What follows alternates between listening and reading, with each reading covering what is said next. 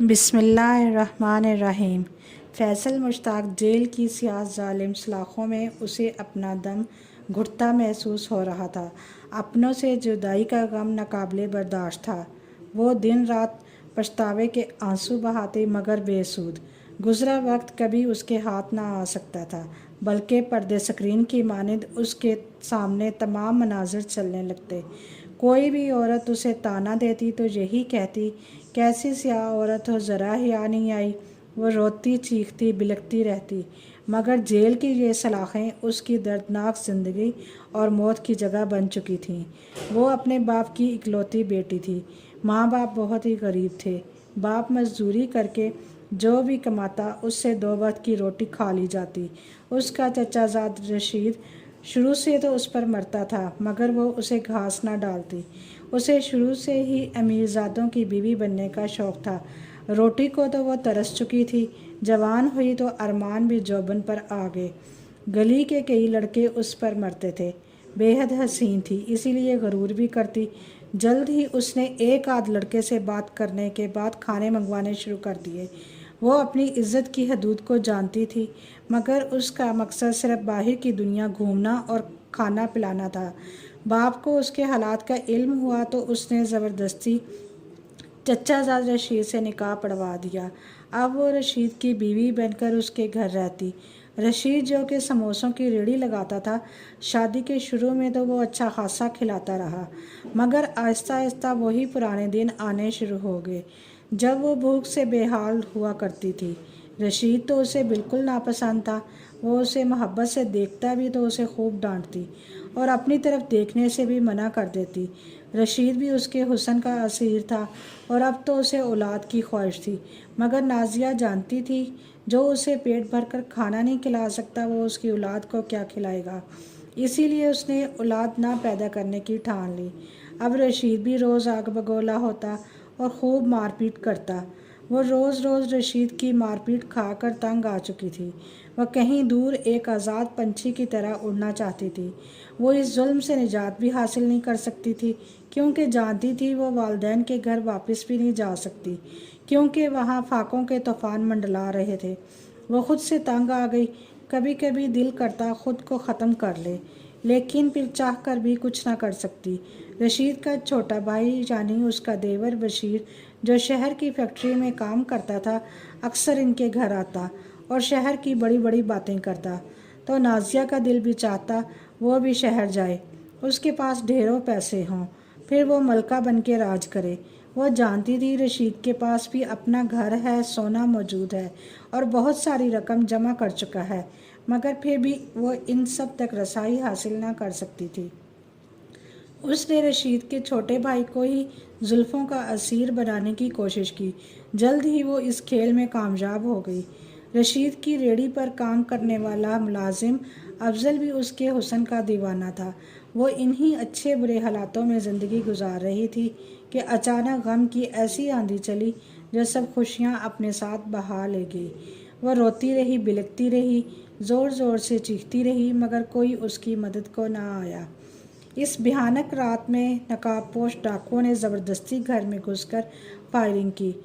Fire Rashid کے سینے میں لگا اور وہ وہیں گر کر فنا ہو گیا۔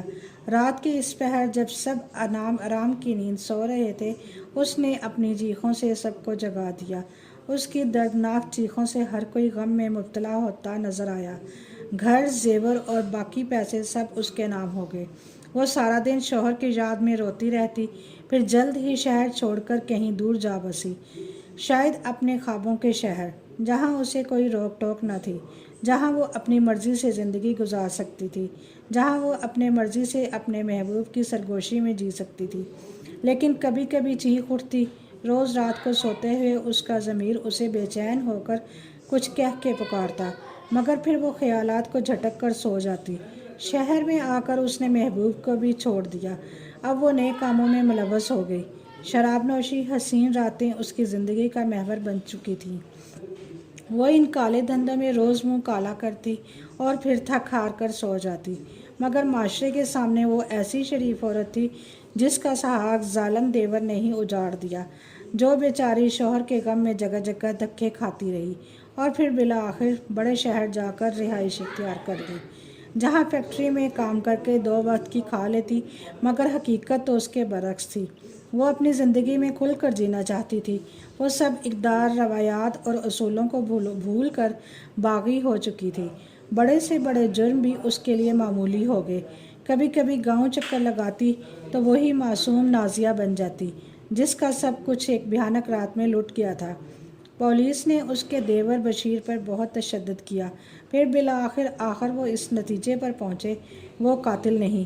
بس اسی دن کے بعد انہوں نے اپنی تفتیش شروع کر دی، اور پھر بالآخر وہ اصلی قاتل ان کی گرفت میں آ ہی گیا۔ عریاں کپڑوں میں ملبوس مشہور کلب میں ناچتی گاتی نازیہ کو گرفتار کر لیا گیا۔